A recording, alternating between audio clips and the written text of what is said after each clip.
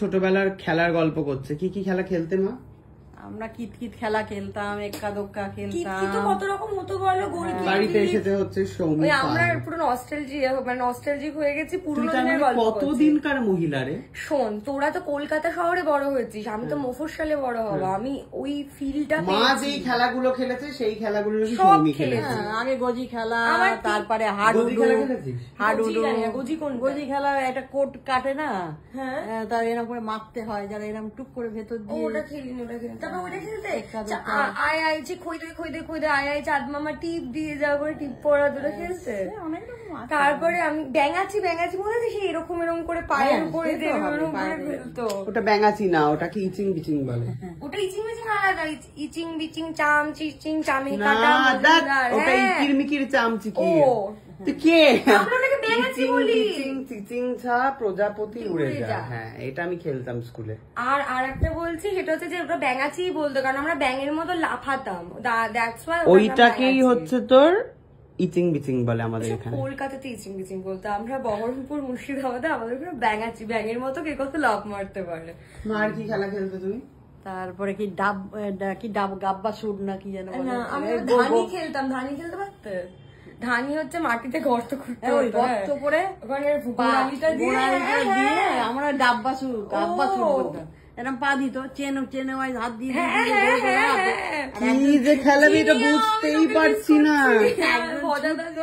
মারতো, মেরে আবার কি খেলা এটা? গর্ত খুলে সে আউট হয়ে যেত। লক অ্যান্ড কি, কুমির ডাঙা, এগুলো তো জগতে প্রচন্ড কমন খেলা। এগুলো আমরা খেলতাম না, এগুলো যারা দুধ ভাত তারা খেলতো। আমরা খেলতাম পিট্টু খেলা, জানিস? পিট্টু রিং। আমার পিট্টু খেলতে গিয়ে পাও ভেঙে গেছে, মানে ক্লাস 4 এ পড়তে তখন। এইসব খেলা আমাকে খেলাওনি কেন? মাঠ কোথায়, তোমরা টার্গেট কি ভালো হয়ে যাবে। বড় দিয়ে দেখবি, দেখেছিস হয়তো মারতে হয়।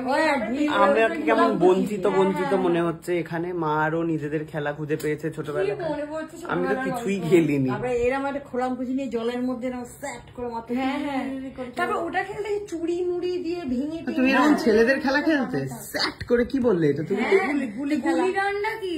গুলি খেলা আমি অত ভালো খেলতে পারতাম। ছড়িয়ে দিত, টিপ করে মারতে হতো। হ্যাঁ, লাগতো। ক্যারাম বোর্ড আমি বাড়িতেই খেলতাম। আমার বাবা আর মা দিদি ভাইকে বাড়িতে রাখার জন্য যত রকম চেষ্টা করেছে। বাড়িতে দাবা, ক্যারাম বোর্ড সব কিনে দিয়েছে।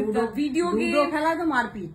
আমার মা, দিদি ভাই, আমরা সব লুডো খেলার পার্টনার ছিলাম। মা মাঝে মধ্যে প্ল্যান করতো, বাবা অফিসে চলে গেলে তোরা আজকে অফিসে যাস, এই স্কুলে যাস না, আজকে আমরা বাড়িতে বসে তাস খেলবো, লুডো খেলবো। তুমি খেলেছো তাস? তাস খেলি, লুডো খেলি। আমি প্রচুর তাস খেলেছি। অ্যাপেলের ফোন কেমন চলছে?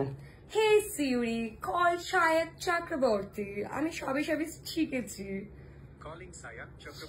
এরকমই চলছে।